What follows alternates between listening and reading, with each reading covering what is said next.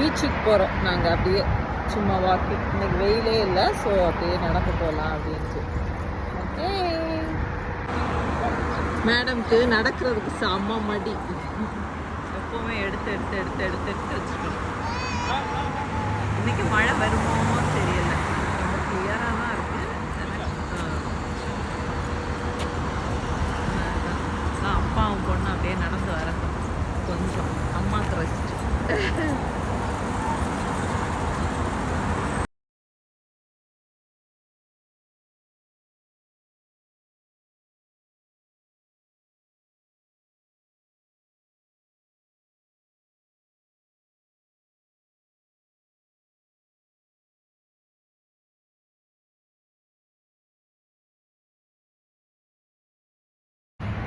பச்சை பசேர் நம்ம ஊர் மாதிரி இருக்குல்ல.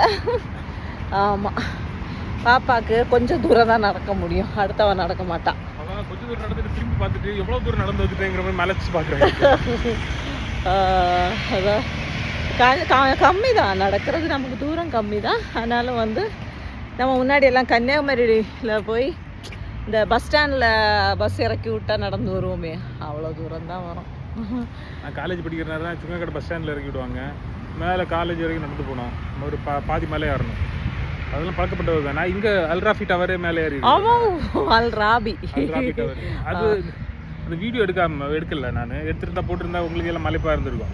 அது தெரியுதுல்ல, மலை ஆப்போசிட்ல அந்த மலைக்கு டாப் மலை நான் காட்டவே இல்லையே.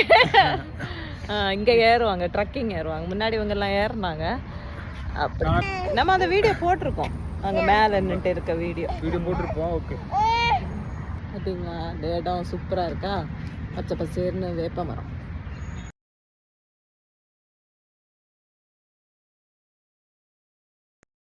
பறந்து விரிந்த கடல். கடலை பார்க்குறதுக்கே ஒரு அழகுதான்ல. ஆமாம், நாங்கள் எல்லாம் ரீச் ஆகிட்டோம் கடலுக்கு. இனி அப்படியே ஜஸ்ட் ஒரு வாக் போயிட்டு கொஞ்சம் நேரம் உட்காந்துட்டு இயற்கையை ரசிச்சுட்டு போயிட வேண்டியதான்.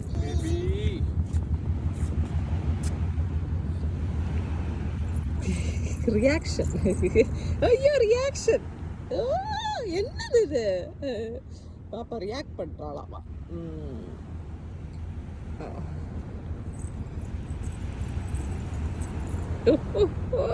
ரெண்டு பேரும் ரியாக்ட் பண்ணி விளையாடுறாங்க. இந்த கியூட் கான்வர்சேஷனே பார்க்க நல்லா இருக்கு.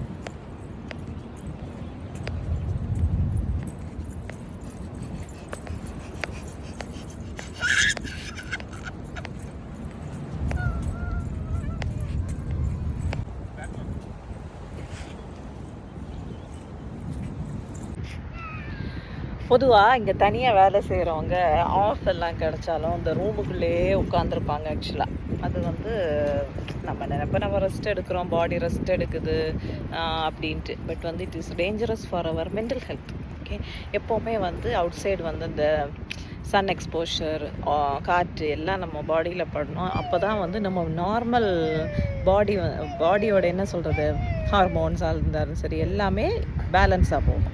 Even depression important, physical health important, அதே மாதிரி மென்டல் ஹெல்த் இம்பார்ட்டன்ட். அதனால வீட்டில் இருந்தால் நம்ம ஒன்லி ஓகே தூங்குவோம், ஓகே, பட் அந்த மைண்ட் ஆட்டோமேட்டிக்கலி வந்து என்ன சொல்கிறது, மேபி டிப்ரெஷனுக்கு போகலாம், ஹார்மோனல் இம்பேலன்ஸ் ஆகும்.